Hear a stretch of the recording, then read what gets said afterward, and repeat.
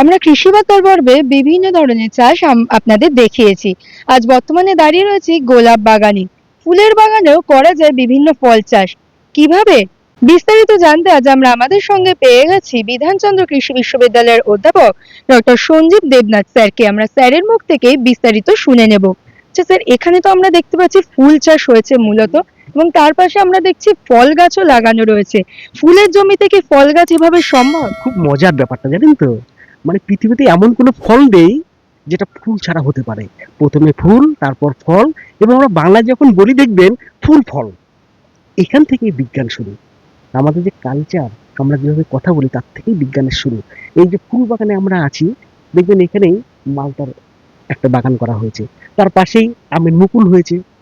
এবার চাষি কি চায়? চাষি চায় সমস্যার সমাধান, সে ফুল হোক আর ফল হোক। আমরা বিজ্ঞানীরা জানি ফুল থেকে ফল, কিন্তু চাষি এটাই জানে তার লাভটা কোথায়। এই মুহূর্তে আমের মুকুল এসছে, লিচুর মুকুল এসছে, সমস্যাটা কি? প্রথম সমস্যা হচ্ছে শোষক পোকা। এই জন্য আমরা চাষিদের ক্ষেত্রে আমরা প্রায় ১ মাস আগে থেকে কৃষকদের আমরা বলেছি, আপনারা একটা স্প্রে করুন কীটনাশক। তার সাথে একটু, যদি ওয়েদার খারাপ থাকে, একটু ফাঙ্গিসাইড দিয়ে। কেন? এই মুহূর্তে শোষক পোকা, যেটাকে আমরা হপার বলি, ম্যাঙ্গো হপার, সেটা ফলকে তো, ফুলকে তো নষ্ট করেই, তার সঙ্গে ছোট যে ফলটা তাকেও নষ্ট করে দেয়। তো কিন্তু তার সঙ্গে এটাও চাষিদের বারবার করে বলি, ফুল ফোটা অবস্থায় কোনো গাছে স্প্রে করা যাবে না। কেন? আমাদের প্রকৃত বন্ধু এই পৃথিবীতে দুটো আছে, এক হচ্ছে মাটিতে থাকে কেঁচো, আর বাতাসে থাকে মৌমাছি।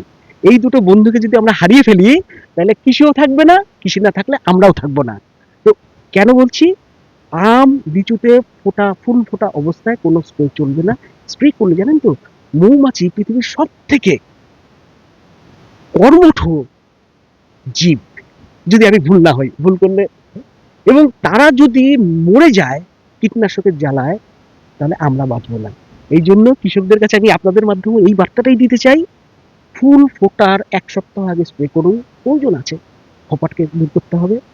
এবং যখন গুটি চলে আসবে, যেটাকে আমরা কেউ জালি বলে, আমরা মার্বেল সাইজ বলি, মাস্টার সাইজ বলি, যখন সবুজ ফুল ফলটা আমরা দেখতে পাবো পেরিকালে, একটা পেরিকাল যেটা বলি আমরা, মঞ্জুরি, তাতে কয়েক হাজার ফুল থাকে, তার থেকে একটা বা দুটোই ফল থাকে, যথেষ্ট, যথেষ্ট।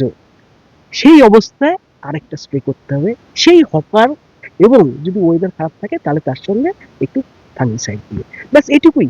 আসলে প্রকৃতি এত কিছুই দিয়েছে, বেশি কিছু আমাদের চিন্তা করার, দুর্ভাবনা করার নেই। শুধু আমের এবং লিচুর ক্ষেত্রে দুটো জিনিস একদম প্রথম কৃষকদের বলার কথা, আমার তরফ থেকে ব্যক্তিগতভাবে, একদম ঘাবড়াবেন না। প্রকৃতি এত কিছু সিস্টেম তৈরি করে রেখেছে আমাদের জন্য, আমরা যাতে বেঁচে থাকতে পারি, আমরা যাতে হিমসাগর আমের মিষ্টত্ব গ্রহণ করতে পারি, তার জন্য সবকিছু সিস্টেম আছে।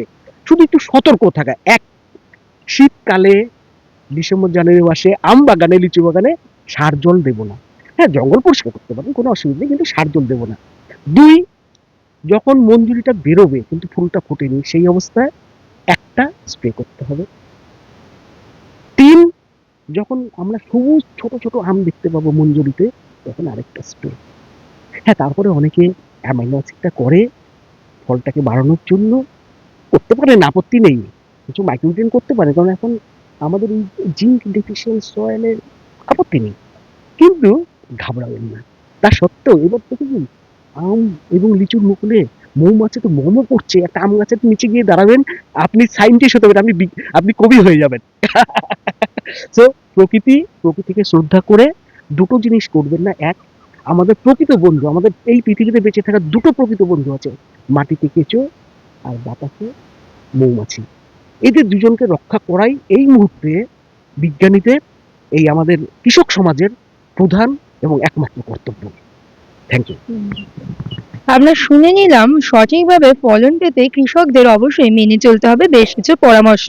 সঠিক সময় জমিতে স্প্রে, গাছের স্প্রে কিন্তু বদলে দিতে পারে ফলন। অবশ্যই এরকম নতুন তথ্য জানতে কৃষি বার্তা পেজটিকে ফলো করে রাখুন। নমস্কার।